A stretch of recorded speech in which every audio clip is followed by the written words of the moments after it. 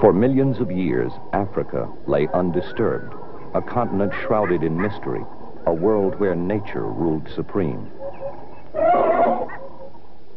Africa was once home to the greatest variety of creatures the world had ever known. Now, 150 years after the arrival of colonial settlers, less than 1% of the wild animals remain. And for the wilderness, it is the 11th hour.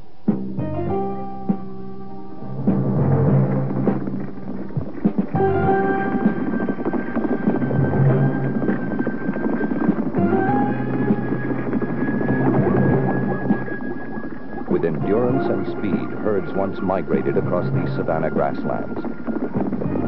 This was Eden, a time of great abundance, an era of plenty.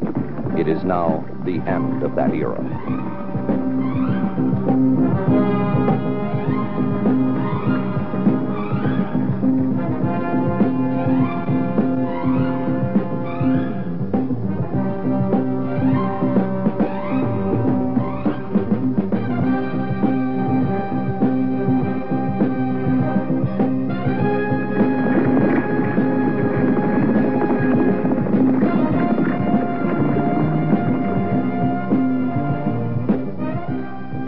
Herds of animals moved seasonally across the African plains.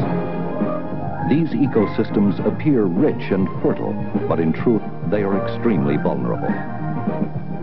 They are Africa's low rainfall regions. The climate is erratic and unpredictable here. In some years, there is abundant rainfall. In others, extended drought. All life is adapted to coping with these fluctuating weather cycles.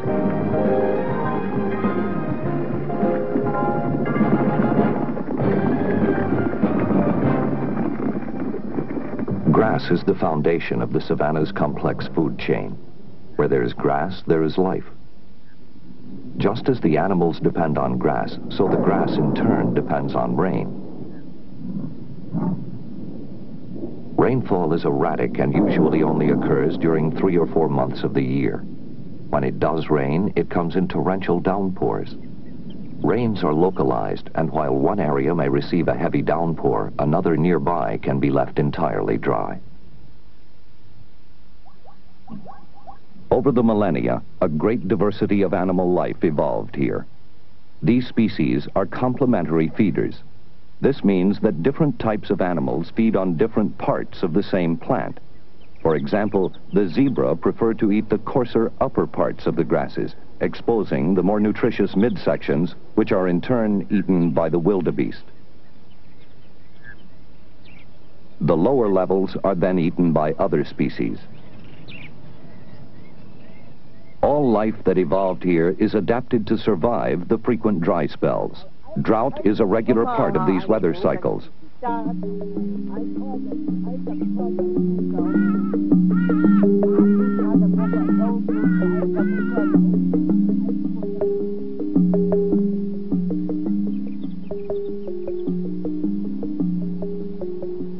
For millions of years, man was as much a part of nature as the animals he hunted.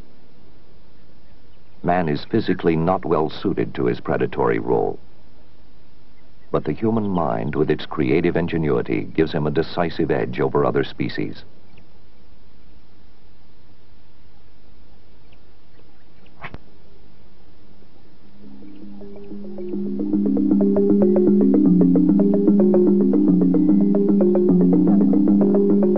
Though not always successful at first, man seldom went hungry for long.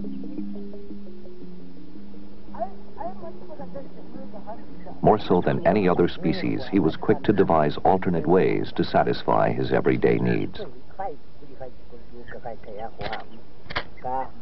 Human numbers were regulated by disease and high infant mortality.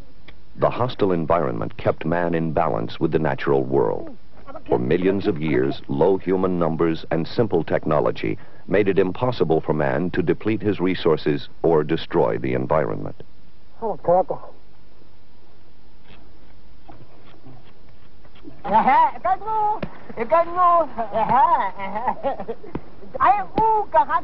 Man's survival depended on his intimate understanding of the natural world he lived in.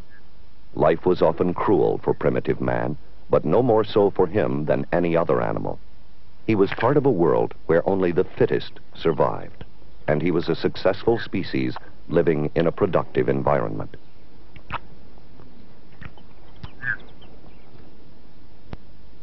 Man has always lived off the land, and he is no less dependent on it now than he was back in the mists of prehistory.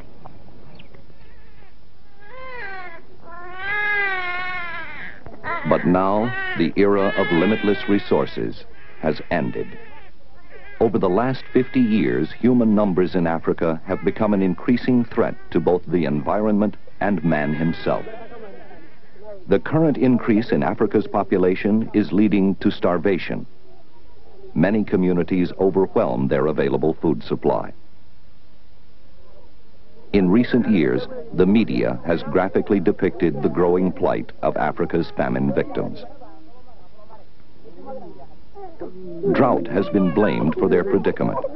Contrary to this popular belief, drought is not the culprit. Droughts are a regular phenomenon here. Famine is man-made.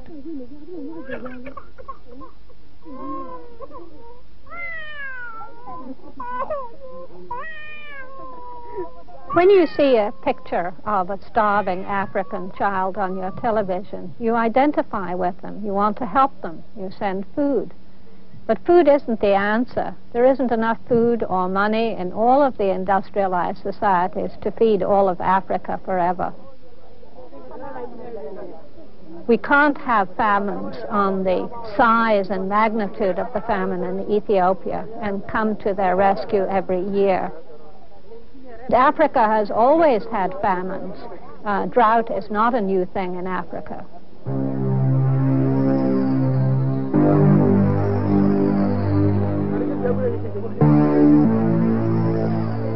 Over the past 50 years, Africa's human population has doubled from 250 million to a staggering 500 million. As these populations grow, their predicament worsens, and in times of drought, millions of them are threatened by famine. For many communities, food aid is their only hope of survival. As these numbers grow, their lives become more dependent on the food trucks.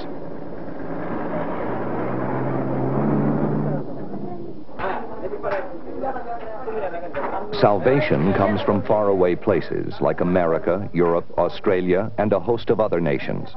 All of them now ship food to distribution centers here in Africa.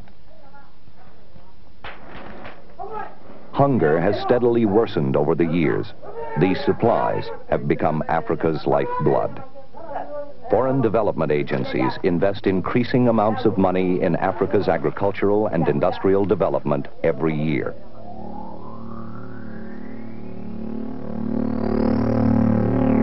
As shown here on the graph, this development has steadily grown, but for some mysterious reason, so has hunger. 15 years ago, foreign food aid in Africa did not exist. Africa was able to feed itself. Between 1970 and 1984, food aid grew to a staggering 2.5 million metric tons. The next year would see famine run rife and food aid rocketed to a frightening 6.5 million metric tons. In just 15 years, food aid to sub-Saharan Africa had increased almost 2,000%. Meanwhile, Africa's food production had steadily declined. In dry years, it plummeted. What these figures mean is that over the last 15 years, Africa has become less capable of feeding itself.